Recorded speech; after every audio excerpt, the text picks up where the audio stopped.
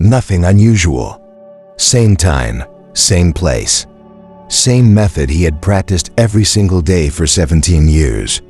But what he didn't know was that, within minutes, his entire existence would be torn apart. His name was Gopi Krishna. A quiet man. 3 children. A loving wife who depended on him. The kind of man you pass on the street and forget a moment later. But that morning, something happened. As he focused his awareness at the crown of his head, a simple act he had done thousands of times, something snapped. A sound inside, like a thread breaking. Then came a roar, like a waterfall.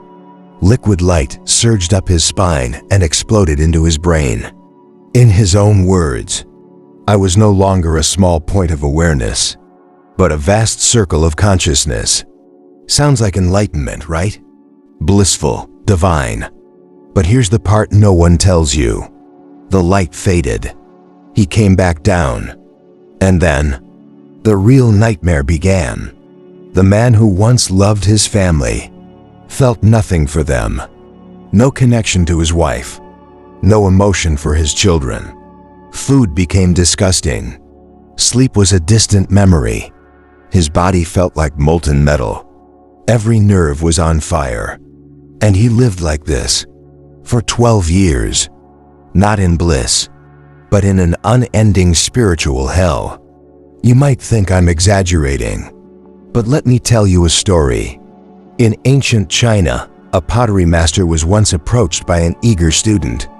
The student begged, "Teach me the secret techniques, the mysteries, the shortcuts." The master simply handed him a lump of clay and said, "Spend a year just touching it. Understand its weight, its mood, its nature. Only then we'll talk about pots." Frustrated, the student left.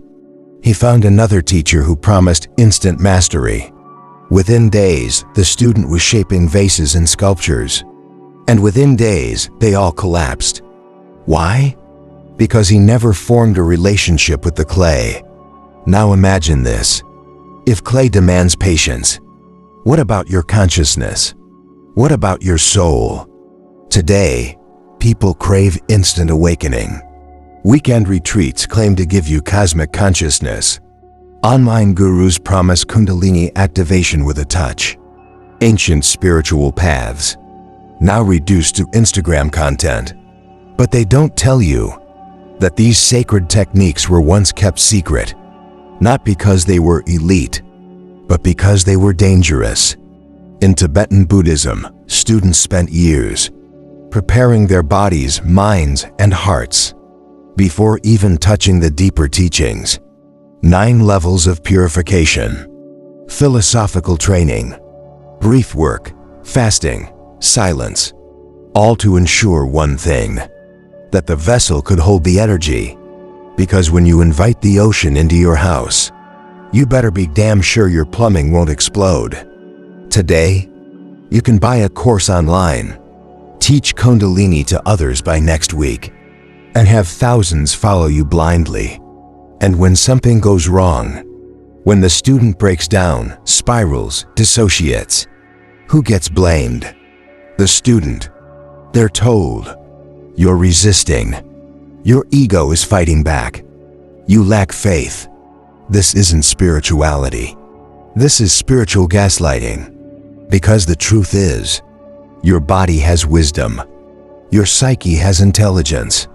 Your soul has timing. There's a reason you're not meant to break the door open too soon. It's not spiritual cowardice to wait. It's spiritual maturity.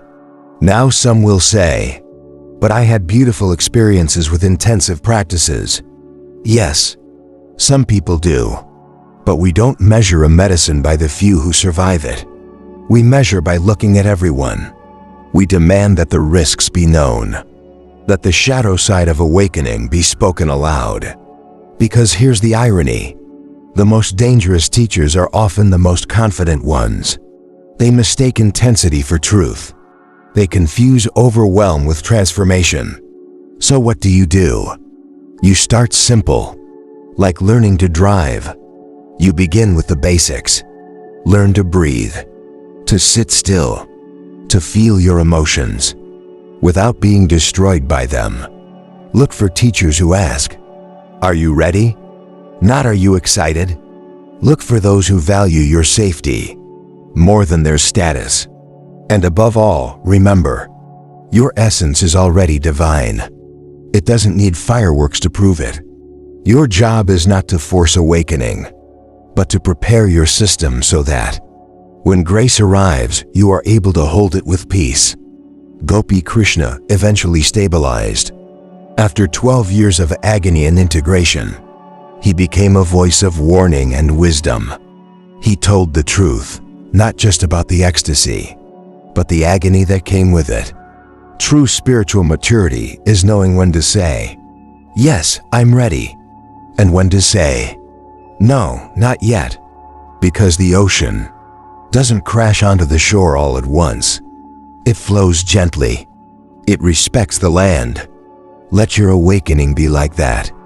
Not forced, but allowed, because your soul already knows the way. Your job is to listen, not rush.